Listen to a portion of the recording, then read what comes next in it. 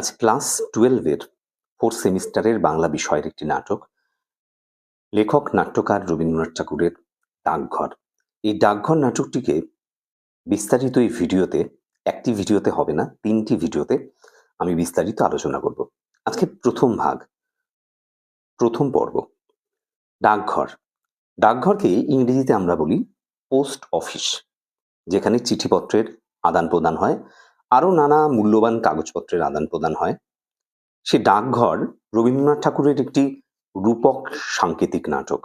এই একটি রূপকের আড়ালে রবীন্দ্রনাথের জীবনের যে গভীর দার্শনিক ভাবনা, যে গভীর চিন্তা, তার প্রতিফলন হয়েছে। রবীন্দ্রনাথ জীবনের পর্যায়ে, যেই পর্যায়ের মধ্য দিয়ে গিয়েছিলেন, যে সমস্ত উপলব্ধি তার হয়েছিল, তার পরিপ্রেক্ষিতে 1911 খ্রিস্টাব্দে, যদিও বিতর্ক রয়েছে কবে তিনি এটি লিখেছেন, তাও বেশিরভাগ আলোচক তারা মেনে নিয়েছেন যে 1911 খ্রিস্টাব্দের শেষ দিকে রবীন্দ্রনাথ এই নাটকটি রচনা করেছিলেন। কিন্তু 1912 খ্রিস্টাব্দে তার এই নাটকটি প্রকাশিত হয়। সেই ক্ষেত্রে কোনো কিন্তু দ্বিমত নেই, অর্থাৎ ভিন্ন মত নেই। রবীন্দ্রনাথ ঠাকুরের ডাকঘর নাটকটি রবীন্দ্রনাথের জীবনের বিভিন্ন পর্যায়, বিভিন্ন পরিস্থিতির মধ্য দিয়ে তিনি যে গিয়েছিলেন, তার পরিপ্রেক্ষিতে এই নাটকটি রচনার ভাবনা তার মনের মধ্যে উদয় হয়েছিল। রবীন্দ্রনাথ ঠাকুর তার আত্মজীবনী জীবন স্মৃতিতে উল্লেখ করেছেন যে তার কিভাবে ছোটবেলাটা কেটেছে। ছোটবেলাটা চাকরদের অধীনে, অর্থাৎ ভৃত্যদের অধীনে তিনি চার দেয়ালের গণ্ডিবদ্ধ অবস্থায় তার জীবন কেটেছে। সেখানে জানলা দিয়ে তিনি বাইরের প্রকৃতিকে দেখতেন। বাইরের প্রকৃতি এবং ভেতরের প্রকৃতি, অর্থাৎ ঘর এবং বাহির, এই যে ঘর এবং বাইরের মধ্যে যে দুস্তর ব্যবধান, অর্থাৎ প্রবল যে বাধা ব্যবধান, বাইরের প্রকৃতির সাথে তিনি মিলিত হতে পারতেন না। বাইরে যাওয়ার জন্য ছিল তার প্রবল আগ্রহ, কিন্তু ঘরের চার দেয়ালের গণ্ডির মধ্যে তাকে আটকে থাকতে হতো, এবং তার মতো অনেককেই, ঠাকুরবাড়ির অনেককে আটকে থাকতে হতো। বাইরের প্রকৃতির এই জানলার ফাঁক ফোকর দিয়ে বাইরের প্রকৃতিকে তিনি যেভাবে পেতেন, তার স্বাদ তিনি নেওয়ার জন্য উদগ্রীব ছিলেন। রবীন্দ্রনাথ ঠাকুরের জীবন স্মৃতি পাঠ করলে সেই জিনিসগুলো কিন্তু তোমরা জানতে পারবে। এটা একটা পর্যায়। পাশাপাশি রবীন্দ্রনাথ এই যে 1911 খ্রিস্টাব্দের এই পর্বে জীবনে প্রচুর দুঃখ পেয়েছিলেন। তার অনেক কাছের মানুষ, তার স্ত্রী, তার তার পিতা, তার পুত্র, কন্যা, অনেককে তিনি হারিয়েছিলেন। সেই পরিস্থিতিতে মৃত্যু যন্ত্রণাকে তিনি খুব কাছ থেকে উপলব্ধি করেছিলেন। মৃত্যু যন্ত্রণার যে উপলব্ধি, সেটা পাওয়ার পর মৃত্যু যে কত কঠোর, কঠিন, কিন্তু এই মৃত্যুকেই যে খুব সাদরে গ্রহণ করতে হয়, তাহলে মৃত্যু ভয় আর কাউকে পীড়া দিতে পারে না। এই যে দার্শনিক ভাবনা, তার এই ভাবনাও কিন্তু তার এই রচনার পেছনে কাজ করেছে। একটা সময় রবীন্দ্রনাথ তার মৃত্যু চেতনা প্রতি মুহূর্তে তার মধ্যে জেগে উঠত, এবং তার মনে হতো এই বিশ্ব প্রকৃতির যে এই যে খোলা প্রান্তর, বিশ্ব প্রকৃতির যে খোলা উন্মুক্ত জায়গা, তার মধ্যে বিচরণ করতে হবে। প্রকৃতির সমস্ত কিছু দু হাত ভরে, দু চোখ ভরে গ্রহণ করতে হবে। এই ভাবনা থেকে প্রকৃতির সমস্ত জায়গায় বিচরণের যে একটি মানসিকতা, তার থেকেও এই ডাকঘর রচনার যে ভেতরকার যে প্রণোদনা, যে উৎসাহ, তিনি সেটা কিন্তু পেয়েছিলেন। এই নানা জিনিস, এই মৃত্যুর উপলব্ধি, রবীন্দ্রনাথের যে এই দার্শনিক চিন্তাভাবনা, মৃত্যু চেতনা, তার যে বাইরের প্রকৃতির সাথে মিলিত হওয়া, গৃহবন্দী অবস্থায় বাইরের সমস্ত কিছুকে লাভ করার যে উদগ্র একটা ইচ্ছে, তা থেকেই রবীন্দ্রনাথের এই ডাকঘর নাটকটি রচিত হয়েছে। এটি একটি রূপক সাংকেতিক নাটক। বিভিন্ন চরিত্রের মধ্য দিয়ে রবীন্দ্রনাথের ভাবনাগুলোকে প্রকাশ করা হয়েছে।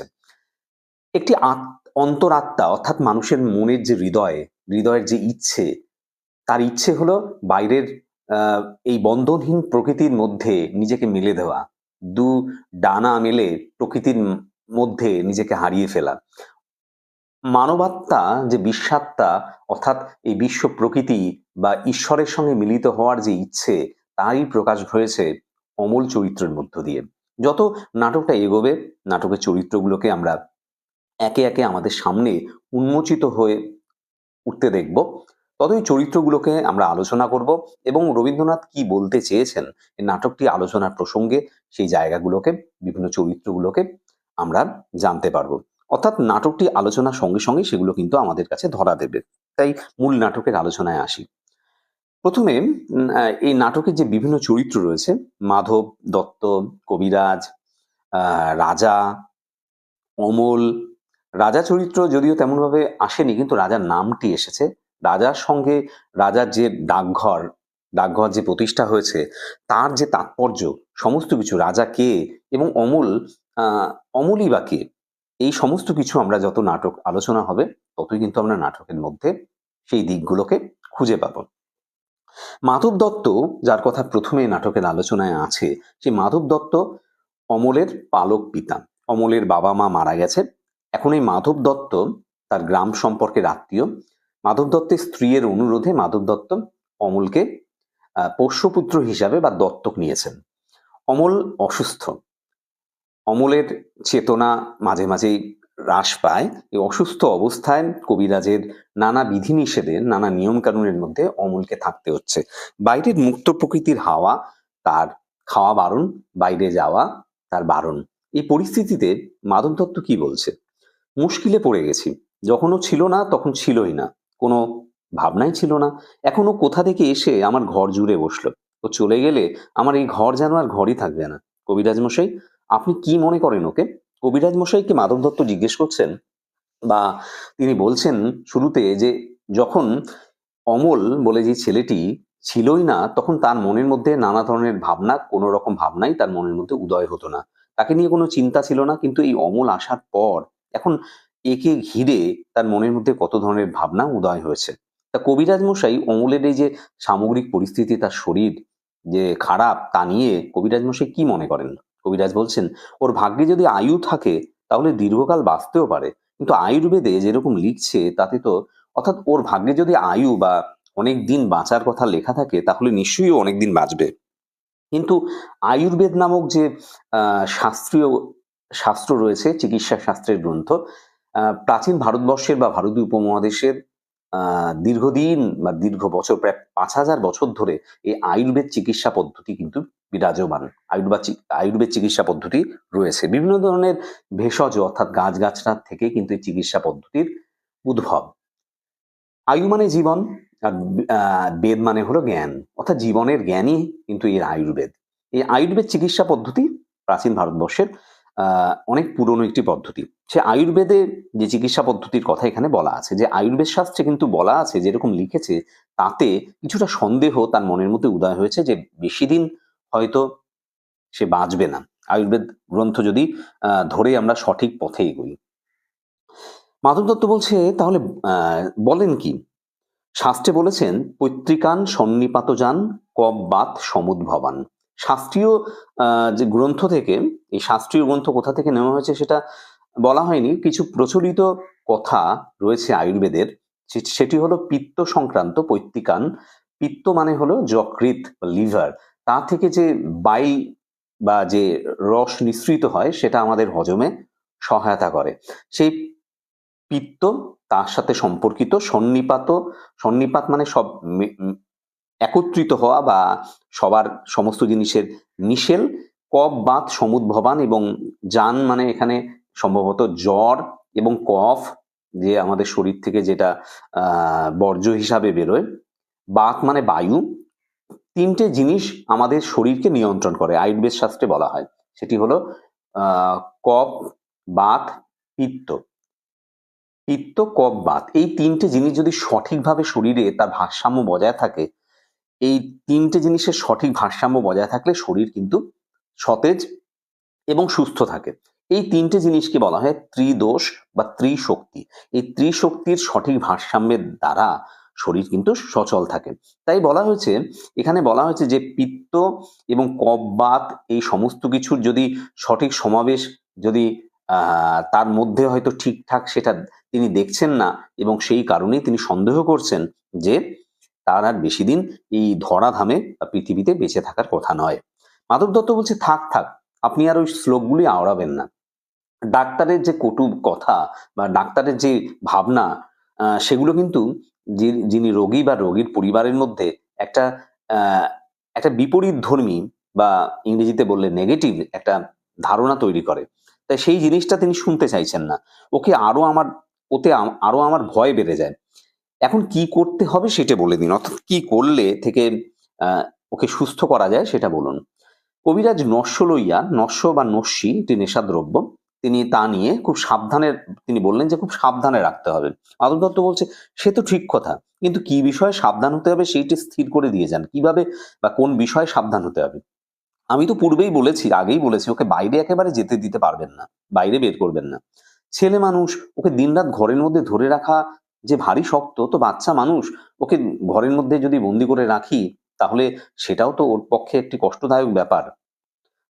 তা কি করবেন বলেন? এই শরৎকালের রোদ আর বায়ু ২ ই বালকের পক্ষে বিষবৎ। কারণ কিনা শাস্ত্রে বলেছে, "অপস্মারে জ্বরে কাশে কামলায়াং হলিমকে।" অর্থাৎ বলছে, এই যে শরৎকাল, যে সময় একটা মেঘমুক্ত উজ্জ্বল রোদ এবং হাওয়া, বায়ু চারদিকে অবাধভাবে ঘুরে বেড়ায়, এই মুক্ত পরিবেশ বালকের পক্ষে বিষবৎ, অর্থাৎ খারাপ। যদিও মুক্ত জিনিস, মুক্ত পরিবেশের মধ্যেই সবাই মুক্তির শ্বাস নিতে চায়। কিন্তু এই বন্দি দশা বা বন্ধ অবস্থার মধ্য দিয়ে যেন এই মুক্ত জিনিসকে বা উদার পরিবেশকে আটকে দেওয়ার একটা চেষ্টা করা হয়েছে। তো শাস্ত্রে কি বলছে? অপস্মারে জ্বরে কাশে কামলায়াং হলিমকে। এখানে কিছু রোগের কথা বলা আছে। অপস্মার মানে মৃগী রোগ, জ্বর, কাশি, জ্বরে কাশে, কামলায়াং এবং হলিমকে, এই দুটো শব্দের দ্বারা জন্ডিস বা যকৃৎ বা লিভার ঘটিত রোগের কথা বলা হয়েছে। অর্থাৎ এই যে বিভিন্ন রোগের উল্লেখ করা হয়েছে, এই উল্লেখের মাধ্যমে শাস্ত্রীয় ব্যাখ্যার মাধ্যমে অমলের যে পরিস্থিতি সেটাকে বর্ণনা দেওয়া হচ্ছে। মাধব দত্ত বলছেন, থাক থাক আপনার শাস্ত্র থাক, তাহলে ওকে বন্ধ করেই রেখে দিতে হবে, অন্য কোনো উপায় নেই। তাহলে ওকে বন্ধ করে রাখতে হবে, এছাড়া অন্য কোনো উপায় নেই তার মাধ্যমে ওকে সুস্থ করা যায়? কিছু না, কারণ পবনে তপনে চৈব। কারণ আবার সেই শাস্ত্রীয় ব্যাখ্যা, পবন অর্থাৎ মুক্ত হাওয়া, তপন মানে সূর্যালোক, বাইরের যে সূর্যের আলো, তার মধ্যে চৈব মানে এবং বা ও, পবন এবং তপনের মধ্যে কিন্তু আরো কিছু বলার ছিল, অনুক্ত রয়েছে, পুরোটা বলা হয়নি শাস্ত্রীয় কথা। মাধব দত্ত কিন্তু তাকে থামিয়ে দিলেন। এই মুক্ত হাওয়ার মধ্যে তাকে বার করা যাবে না, এটাই বলার জন্য কিন্তু এই শাস্ত্রীয় কথাটা বলা হয়েছে। কিছু না, কারণ পবনে তপনে চৈব। আপনার ওই চৈব নিয়ে আমার কি হবে বলেন তো? আপনার এই চৈব নিয়ে আমি কি করব? ও থাক না, কি করতে হবে সেইটা বলে দিন। কিন্তু আপনার ব্যবস্থা বড় কঠোর। রোগের সমস্ত দুঃখ বেচারা চুপ করে সহ্য করে। কিন্তু আপনার ওষুধ খাওয়ার সময় ওর কষ্ট দেখে আমার বুক ফেটে যায়। অর্থাৎ আপনি যে নিয়ম কানুনের কথা বলছেন, আ যে কঠোর নিয়মের মধ্যে আপনি রেখেছেন, বেচারা এই যে রোগগ্রস্ত অবস্থায় সমস্ত কিছু সেগুলো চুপ করে সহ্য করে, মেনে নেয়। কিন্তু ওষুধ খাওয়ার সময় ওর দুঃখ কষ্ট যেন আরো প্রবল হয়ে যায়। তাই আমি সেই দুঃখ কষ্ট সহ্য করতে পারি না। আমার অন্তর ফেটে যায়। সেই কষ্ট যত প্রবল তার ফলও তত বেশি। কবিরাজ মশাইয়ের বিবৃতি অনুযায়ী যে যত বেশি কষ্ট হবে তত কিন্তু ফলও বেশি পাওয়া যাবে। তাই তো মহর্ষি চ্যবন বলেছেন। মহর্ষি চ্যবন প্রাচীন আয়ুর্বেদ শাস্ত্রের একজন প্রখ্যাত ব্যক্তিত্ব, উম মুনি ভার্গবের পুত্র। এই চ্যবন যেই বিভিন্ন ভেষজ জিনিস দিয়ে যে জিনিসটা বানিয়েছিলেন বা যেটা তিনি গ্রহণ করেছিলেন, তাই হলো চ্যবনপ্রাশ, যেটা অনেকে শুনে থাকবে। তিনি কি বলেছেন চ্যবন? ভেষজং হিতবাক্যঞ্চ তিক্তং আশু ফলপ্রদং। বলছে ভেষজ অর্থাৎ গাছগাছরা থেকে তৈরি যে জিনিস, এবং হিতবাক্য অর্থাৎ যেটা ভালো ভালো কথাবার্তা, সেগুলো তিক্ত লাগতে পারে মানুষের কাছে। অর্থাৎ মনে হবে ভেষজ জিনিস খেলে তেতো লাগে, তেমনি ভালো কথা সবাই সহ্য করতে পারে না, সেটা খারাপই লাগে, তিক্ত লাগে, কিন্তু তা আশু ফল দেয়, অর্থাৎ খুব তাড়াতাড়ি কাজ দেয়। তাই তিতো লাগতে পারে ওষুধ, কিন্তু এই তিতো ওষুধই কিন্তু ওর পক্ষে উপযুক্ত, বা ওকে ওকে তাড়াতাড়ি সুস্থ করে তুলবে। আজ তবে উঠি দত্তমশাই, অর্থাৎ অনেক কথা হলো, এবার আমি উঠি। এই বলে প্রস্থান করলেন। ঠাকুরদা বলে আরেকটি চরিত্র প্রবেশ করল। রবীন্দ্রনাথ ঠাকুরের বিভিন্ন নাটকে ঠাকুরদা কখনো অচলায়তনে বা এর আগের পূর্বের সিলেবাসে গুরু নাটকে দাদা ঠাকুর বা গুরু ছিলেন। তারা এমন একটি চরিত্র যারা এই মুক্ত উদার এই প্রকৃতির একটি চরিত্র হিসাবে উঠে এসেছেন। তারা একটা মুক্তির চেতনা নিয়ে আসেন। এই নাটকেও ঠাকুরদা বলে একটি চরিত্র রয়েছে, তিনিও এই মুক্তির চেতনা মানুষের মনের মধ্যে জাগিয়ে তোলেন। মূলত অমলের মনের মধ্যে এই চেতনাটাকে জাগিয়ে তোলার ক্ষেত্রে ঠাকুরদার একটা বড় ভূমিকা রয়েছে। মাধব দত্ত বলছেন, ওই রে ঠাকুরদা এসেছে, সর্বনাশ করলে। কেন সর্বনাশ? কেন? আমাকে তোমার ভয় কিসের? আমাকে দেখে তুমি কেন বলছো যে সর্বনাশ করলো? তুমি যে ছেলে খেপা বা সর্দার, তুমি তো ছেলেদের বাচ্চাদের খেপিয়ে তোলো। ঠাকুরদা বলছে, তুমি তো ছেলেও নও, তোমার ঘরে ছেলেও নেই, তোমার খ্যাপবার বয়সও নেই, গেছে। তোমার ভাবনা কি? অর্থাৎ তুমি তো বাচ্চা নও, আর তোমার ঘরে ছেলে নেই। এই ঠাকুরদা জানেন না যে মাধব দত্ত তার বাড়িতে পোষ্যপুত্র এনেছেন, অর্থাৎ দত্তক নিয়েছেন। তাই জানেন না দেখে তিনি বলছেন, আর তোমার খ্যাপবার বয়স, অর্থাৎ তুমি যে খেপে যাবে আমার কথায়, তাও কিছু না। তাই তুমি কেন অহেতুক এই ভাবনা ভেবে উতলা হচ্ছ? মাধব দত্ত বলছেন, ঘরে যে ছেলে একটা এনেছি, ঘরে যে ছেলে একটি এনেছি, সে কি রকম? আমার স্ত্রী যে পোষ্যপুত্র নেবার জন্য ক্ষেপে উঠেছিল, সে তো অনেকদিন থেকে শুনছি, কিন্তু তুমি যে নিতে চাও না। জানো তো ভাই, অনেক কষ্টে টাকা করেছি, কোথা থেকে পরের ছেলে এসে আমার বহু পরিশ্রমের ধন বিনা পরিশ্রমে ক্ষয় করতে থাকবে, সে কথা মনে করলেও আমার খারাপ লাগতো। কিন্তু এই ছেলেটিকে আমার যে কিরকম লেগে গিয়েছে। এই মাধব দত্ত যার কথা বলা হয়েছে, তার চরিত্রের এক একটা দিক আমাদের সামনে উন্মোচিত হচ্ছে বা খুলে যাচ্ছে। মাধব দত্ত খুব হিসেবি লোক। তিনি যেভাবে জীবনে সঞ্চয় করেছেন, সে সঞ্চিত সম্পদ তিনি কেবলমাত্র বানানোর জন্যই উদগ্রীব। তার সন্তানাদি কিছু নেই, কিন্তু সন্তানাদি হয়নি।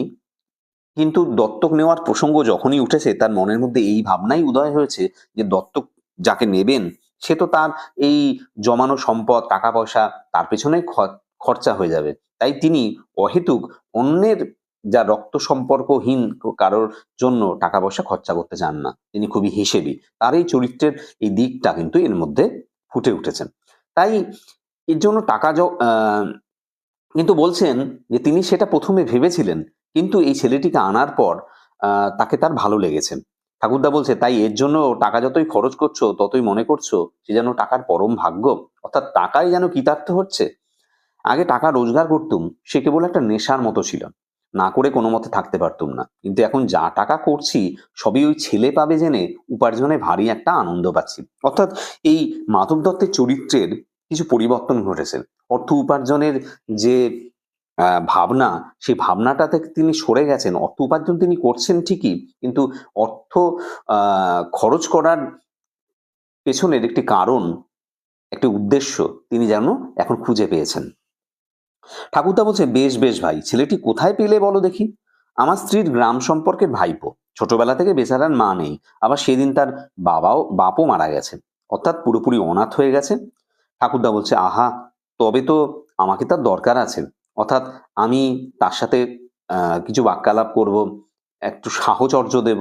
কবিরাজ বলছে, তার ওইটুকু শরীরে একসঙ্গে বাত পিত্ত শ্লেষ্মা যেরকম প্রকোপিত হয়ে উঠেছে, তাতে তার আর বড় আশা নেই। এই বাত পিত্ত শ্লেষ্মা যার কথা বলেছি এর আগেও, যে ত্রিদোষের কথা শরীরকে নিয়ন্ত্রণ করে, সেগুলো আগেও বলেছি, তাই নতুন করে আর বললাম না। এবং তার ফলে তার আর আশা নেই, অর্থাৎ বেশি দিন সে হয়তো এই ধরাধামে থাকবে না। এখন একমাত্র উপায় তাকে কোনো রকম এই শরতের রোদ আর বাতাস থেকে বাঁচিয়ে ঘরে বন্ধ করে রাখা। ছেলেগুলোকে ঘরের বার করাই তোমার এই বুড়ো বয়সের খেলা, তাই তোমাকে ভয় করি। অর্থাৎ তুমি তো মানুষকে খেপিয়ে তোলো, বাচ্চাগুলোকে খেপিয়ে তোলো, ঘর থেকে বাইরে বের করা সেটাই তো তোমার খেলা। তাই তুমি তাকে বাইরে বের করবে, তার জন্য খেপিয়ে তুলবে, তাই তোমাকে আমার ভয় হয়। ঠাকুরদা বলছে, মিছে বলনি, একেবারে ভয়ানক হয়ে উঠেছি আমি, শরতের রোদ আর হাওয়ারই মতো। কিন্তু ভাই, ঘরে ধরে রাখবার মতো খেলাও আমি কিছু জানি। আমার কাজকর্ম একটু সেরে আসি, তারপরে ওই ছেলেটির সঙ্গে ভাব করে নেব। অর্থাৎ আমি যে কেবলমাত্র বাইরেই বার করি, ঘরের মধ্যেও আটকে রাখার কিছু খেলাও আমার জানা আছে, সেটাও আমি জানি। এবং ছেলেটার সাথে আমি ভাব করব, তারপর দেখা যাক। এই বলে তিনি প্রস্থান করলেন, চলে গেলেন। অমল গুপ্ত বলে ছেলেটি, যে এই ডাকঘর নাটকের প্রধান চরিত্র, সে প্রবেশ করলো। অমল বলছে, পিসেমশাই। কি অমল, আমি কি উঠোনটাতে যেতে পারবো না? না বাবা, ওই যেখানটাতে পিসিমা জাতা দিয়ে ডাল ভাঙেন, ওই দেখো না, যেখানে ভাঙা ডালের খুদগুলি দুই হাতে তুলে নিয়ে লেজের উপর ভর দিয়ে বসে কাঠবিড়ালি কুটুস কুটুস করে খাচ্ছে, ওখানে আমি যেতে পারবো না। অমল বাইরের মুক্ত প্রকৃতির সাথে মিশতে চায়, তার ঘরের মধ্যে ভালো লাগছে না। সেই অমল বাইরে বেরোতে চাইছে, যেখানে যাতা দিয়ে ডাল ভাঙছে পিসিমা। এই যাতা প্রাচীন ভারতবর্ষে বা কিছুদিন আগে এখনো হয়তো কোনো কোনো জায়গায় ব্যবহার করে মানুষ। বিভিন্ন শস্য গুঁড়ো করার ক্ষেত্রে কাজে লাগে। তার একটি ছবি আমি দেওয়ার চেষ্টা করছি স্ক্রিনে, তোমরা দেখে নিতে পারো। মাধব দত্ত বলছেন, না বাবা, আমি যদি কাঠবিড়ালি হতুম তবে বেশ হতো, কিন্তু পিসেমশাই আমাকে কেন বেরোতে দেবে? আহ, আমাকে কেন বেরোতে দেবে না, হয়তো পরের লাইনে আছে। তো কাঠবিড়ালি, আমি যদি কাঠবিড়ালি হতুম তাহলে বেশ হতো, আমি তো বিভিন্ন জায়গায় আমি বেরোতে পারতাম, কিন্তু এখন তো আমি সেটা করতে পারছি না। কবিরাজ যে বলেছে বাইরে গেলে তোমার অসুখ করবে, কবিরাজ কেমন করে জানলে? বলো কি অমল, কবিরাজ জানবে না?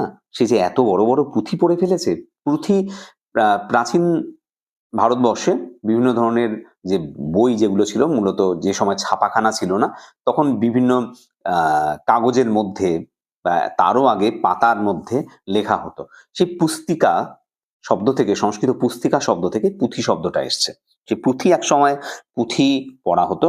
সেই কবিরাজ অনেক পুঁথি পড়েছে, অনেক জ্ঞান সঞ্চয় করেছে। তাই কবিরাজ যখন বারণ করেছে, তাই অমলের বাইরে বেরোনো চলবে না। অমল বলছে, পুঁথি পড়লেই কি সব জানতে পারে? বেশ, তাও বুঝি জানো না? দীর্ঘ নিঃশ্বাস ফেলে অমল বলছে, আমি যে পুঁথি কিছুই পড়িনি, তাই জানি না। দেখো, বড় বড় পণ্ডিতরা সব তোমারই মতো, তারা ঘর থেকে বেরোয় না। পণ্ডিতরা সারাদিন বসে বসে পুঁথি পড়ে, এবং তুমিও ঘর থেকে বেরোচ্ছ না। বেরোয় না? না, কখন বেরোবে বলো? তারা বসে বসে কেবল পুঁথি পড়ে, আর কোনো দিকেই তাদের চোখ নেই। অমলবাবু, তুমিও বড় হলে পণ্ডিত হবে, বসে বসে এই এত বড় বড় সব পুঁথি পড়বে, সবাই দেখে আশ্চর্য হয়ে যাবে যে তুমি কত বড় পণ্ডিত হয়েছ। অমল মুক্ত প্রকৃতির সাথে মিলে মিশে চলে যেতে চায়। উদার এই প্রকৃতির মধ্যে সে একাকার হয়ে যেতে চায়। সেই গণ্ডিবদ্ধ জীবনের মধ্যে আটকে থাকতে চায় না। রবীন্দ্রনাথের ভাবনাও তেমন, এই মুক্ত প্রকৃতির মধ্যে মিশে যাওয়া, গণ্ডিবদ্ধ চার দেয়ালের মধ্যে আটকে থাকা নয়।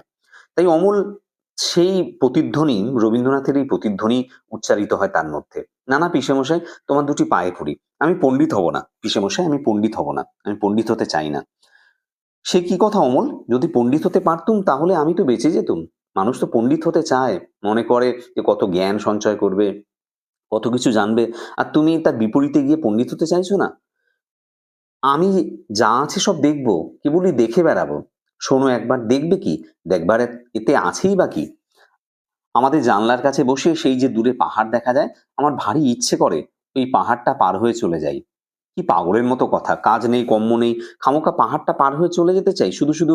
খামোকা মানে শুধু শুধু, কি যে বলে এটা ঠিক নেই। পাহাড়টা যখন মস্ত বেড়ার মতো উঁচু হয়ে আছে, তখন তো বুঝতে হবে ওটা পেরিয়ে যাওয়া বারণ।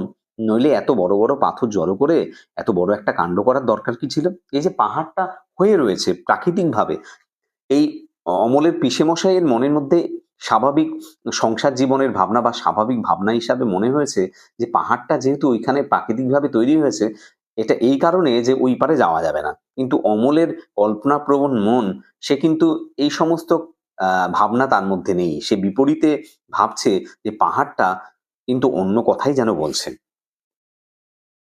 পিসেমশাই, তোমার কি মনে হয় না ও তোমার কি মনে হয় ও বারণ করছে? আমার ঠিক বোধ হয় পৃথিবীটা কথা কইতে পারে না, তাই অমনি করে নীল আকাশে হাত তুলে ডাকছে। অনেক দূরের যারা ঘরের মধ্যে বসে আর থাকে, তারাও দুপুরবেলা একলা জানলার ধারে বসে ওই ডাক শুনতে পায়। পণ্ডিতরা বুঝি শুনতে পায় না? অর্থাৎ আমার যেন মনে হয় পাহাড়টা ডাকছে কাউকে, প্রত্যেকটা মানুষকে, অর্থাৎ আমাকে, আমার কাছে আসো, আমাকে দেখো। তারা তো তোমার মতো খ্যাপা নয়, তারা শুনতে চায় না। পণ্ডিতরা কি শুনতে চায় না? তোমার মতো খ্যাপা বা পাগল নয়, তারা শুনতে চায় না। তারা এই সমস্ত জিনিসগুলোকে বুঝতে পারে না মূলত। অমল তার যে কল্পনা প্রবণ মন নিয়ে যা দেখতে চায় কল্পনার চোখে, বা যে দেখতে পারে, সেটা কিন্তু অন্যদের সেই চোখ নেই। অমল বলছে, আমার মতো খ্যাপা আমি কালকে একজনকে দেখেছিলাম। সত্যি নাকি? কিরকম শুনি, কিরকম খ্যাপা তুমি দেখেছিলে? তার কাঁধে একটা বাঁশের লাঠি, লাঠির আগে একটা পুঁটলি বাঁধা, তার বা তার বাঁ হাতে একটা ঘটি, পুরানো একজোড়া নাগরা জুতো বা নাগরাই জুতো, যার জুতো সামনের দিকটা একটু সুর তোলা। সে সেই জুতো পরে মাঠের পথ দিয়ে পাহাড়ের দিকে যাচ্ছিল। আমি তাকে ডেকে জিজ্ঞেস করলাম, তুমি কোথায় যাচ্ছ? সে বললে, কি জানি, যেখানে হয়। আমি জিজ্ঞেস করলাম, কেন যাচ্ছ? সে বললে, কাঁচ খুঁজতে যাচ্ছি। আচ্ছা পিসিমশাই, কাঁচ কি খুঁজতে হয়? কাজ কি খুঁজতে হয়? আমরা যে স্বাভাবিক ছোট্ট মানুষদের মনের মধ্যে কিন্তু কত কৌতূহল জাগে। এই কাজ খোঁজা যেন আ বিভিন্ন পশু হারিয়ে গেছে তাকে খোঁজার মতো, বা কোনো কিছু হারিয়ে গেছে তাকে খোঁজার সাথে সে এক আসনে বসিয়ে সেটা ভাবতে চায় যে কাজ জিনিসটা কি, বা এই যে কাজ সেটা কি খুঁজতে হয়? এই ভাবনাই কিন্তু তার মনের মধ্যে জেগে উঠেছে। যে মানুষটা কাজ খুঁজতে যাচ্ছে এমন বলল কেন? মাধব দত্ত বলছে, "হয় বইকি, কত লোক কাজ খুঁজে বেড়ায়। বেশ তো, আমিও তাদের মতো কাজ খুঁজে বেড়াবো। খুঁজে যদি না পাও, খুঁজে যদি না পাই তো আবার খুঁজবো।" তারপরে সেই নাগরা জুতো পরা লোকটা চলে গেল। আমি দরজার কাছে দাঁড়িয়ে দাঁড়িয়ে দেখতে লাগলাম। সেই যেখানে ডুমুর গাছের তলা দিয়ে ঝর্ণা বয়ে যাচ্ছে, সেইখানে সে লাঠি নামিয়ে রেখে ঝর্ণার জলে আস্তে আস্তে পা ধুয়ে নিলে। তারপরে পুঁটলি খুলে ছাতু বের করে জল দিয়ে মেখে খেতে লাগলো। খাওয়া হয়ে গেলে আবার পুঁটলি বেঁধে ঘাড়ে করে নিলে। মায়ের পায়ের কাপড় গুটিয়ে নিয়ে সে ঝর্ণার ভেতর নেমে জল কেটে কেটে কেমন পার হয়ে চলে গেল। পিসিমাকে বলে রেখেছি ওই ঝর্ণার ধারে গিয়ে একদিন আমি ছাতু খাবো। অমল প্রত্যেকটা মানুষের সাথে মিশতে চায়। তাদের এই খোলা জানলা দিয়ে সে যে বাইরের মুক্ত প্রকৃতির সাথে অবাধে মিশতে পারে না, এজন্য খোলা জানালাই হলো তার কাছে বাইরের মুক্ত প্রকৃতির সাথে মেশার একটা মাধ্যম। সে খোলা জানলা দিয়ে সে বাইরের প্রকৃতিকে দেখে, মানুষজনকে দেখে, তার কল্পনাপ্রবণ মন নিয়ে সে নানা ধরনের ভাবনা ভাবে। সেই অমল এই মানুষটার যেভাবে সে মিশছে, যেভাবে সে অবাধে সে চলে যেতে পারছে, তার যে স্বাধীনতা আছে, সেই স্বাধীনতাকে অমল উপলব্ধি করতে চায় এবং সে নিজেও সে স্বাধীনভাবে থাকতে চায়। যখন সে এই মুক্ত প্রকৃতির সাথে মিশে যেতে পারবে, তখন সেই মানুষটার মতো সেও পাহাড় সীমানায় পৌঁছে যাবে, ঝর্ণার জল খাবে, এটাই তার ইচ্ছে। পিসিমা কি বললে? পিসিমা বললে, "তুমি ভালো হও, তারপরে তোমাকে ওই ঝর্ণার ধারে নিয়ে গিয়ে ছাতু খাইয়ে আনবো।" কবে আমি ভালো হব? আর তো দেরি নেই বাবা, দেরি নেই। ভালো হলেই কিন্তু আমি চলে যাব। কোথায় যাবে? কত বাঁকা বাঁকা ঝর্ণার জলে আমি পা ডুবিয়ে ডুবিয়ে পার হতে হতে চলে যাব। দুপুরবেলায় সবাই যখন ঘরে দরজা বন্ধ করে শুয়ে আছে, তখন আমি কোথায় কত দূরে কেবল কাজ খুঁজে খুঁজে বেড়াতে বেড়াতে চলে যাব। আচ্ছা বেশ, আগে তুমি ভালো হও, তারপরে তুমি। তারপরে আমাকে পণ্ডিত হতে বলো না পিসেমশাই। তুমি কি হতে চাও বলো? এখন আমার কিছু মনে পড়ছে না। আচ্ছা আমি ভেবে বলবো। কিন্তু তুমি অমন করে যে সে বিদেশি লোককে ডেকে ডেকে কথা বলো না। এই যে বাইরের লোক যাকে তুমি চেনো না, তাদের সাথে এইভাবে ডেকে ডেকে তাদের সাথে কথা বলো না। বিদেশি লোক আমার ভারী ভালো লাগে। বিদেশি লোক আমার কিন্তু ভারী ভালো লাগে। সে কথা বলছে। যদি তোমাকে ধরে নিয়ে যেত, তাহলে তো বেশ হতো। কিন্তু আমাকে তো কেউ ধরে নিয়ে যায় না। সবাই কেবল বসিয়ে রেখে দেয়। আমার কাজ আছে, আমি চললুম। কিন্তু বাবা দেখো, বাইরে যেন বেরিয়ে যেও না। যাব না, কিন্তু পিসেমশাই, রাস্তার ধারের এই ঘরটিতে আমি বসে থাকবো। অর্থাৎ রাস্তার ধারে এই ঘরটিতে আমাকে বসে থাকতে বলো, আমি যাতে এই ঘরটিতে বসে থেকে বাইরের মানুষজনকে দেখতে পারি, এইটুকু অনুমতি সে চাইছে। এই ছিল রবীন্দ্রনাথ ঠাকুরের ডাকঘর নাটকের প্রথম পর্ব, যে ভিডিওতে আমি আলোচনা করলাম। ভালো লাগলে অবশ্যই ভিডিওতে একটি লাইক দিও, বন্ধুদের মধ্যে শেয়ার করো, চ্যানেলটিকে অবশ্যই সাবস্ক্রাইব করো, বন্ধুদের মধ্যে শেয়ার করে জানিয়ে দিও চ্যানেলটির কথা। শেষ পর্যন্ত ভিডিওটি দেখার জন্য অসংখ্য ধন্যবাদ।